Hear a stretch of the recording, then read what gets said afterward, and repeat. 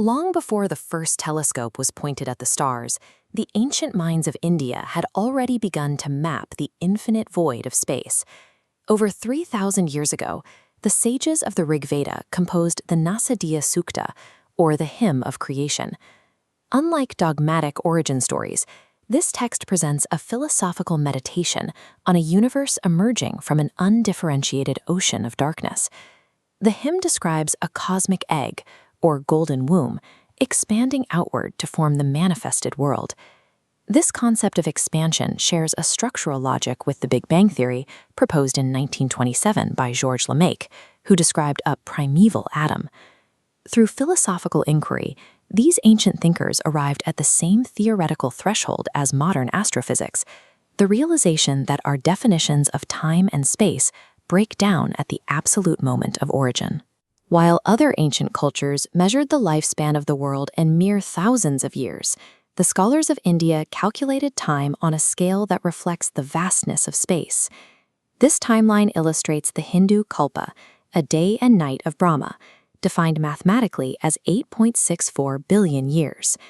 On this scale, the age of our Earth, Sun, and even the 13.8 billion-year universe fall within the same cosmic magnitude. India is the only ancient civilization whose recorded timescales align with the multi-billion-year framework required by modern cosmology. By the classical era, the need for precise calendars had transformed into rigorous observational astronomy. These massive architectural structures were built specifically to track the movements of the sky with mathematical precision. In the 5th century, the mathematician Aryabhata rejected the prevailing models of a flat, stationary Earth. Aryabhata proposed that the Earth rotates on its own axis and that the planets follow elliptical rather than perfectly circular orbits around the Sun. These deductions preceded the European astronomical revolution, where figures like Galileo would confirm similar heliocentric models by more than 1,000 years. Defining a rotating Earth removed humanity from the center of a static universe, requiring a new approach to the physics of motion. Aryabhata's model raised a fundamental question. If the Earth is a spinning sphere suspended in a void, why does matter remain fixed to its surface? Later mathematicians, including Brahmagupta and Bhaskaracharya, addressed this by defining Gurutvakarshan, an attractive force inherent to the Earth.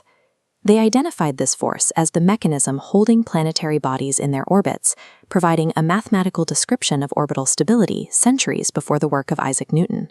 Relying on mathematical deduction, these scholars identified the presence of attractive forces long before they could be physically measured by modern instruments.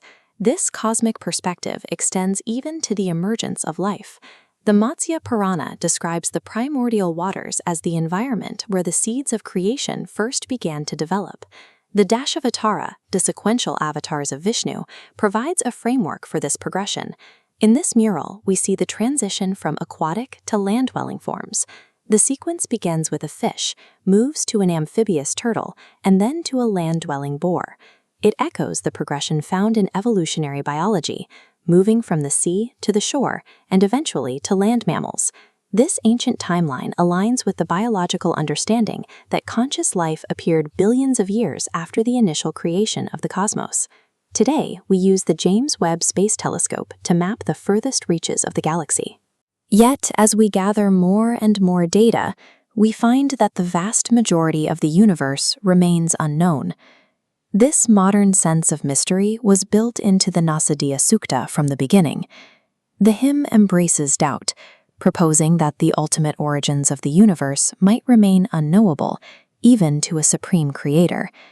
In this tradition, inquiry and wonder are not opposing forces. They are the two languages used to grapple with an infinite reality. The significance of these ancient inquiries lies in their embrace of the unknown. These thinkers recognized that the universe does not demand we solve all its equations.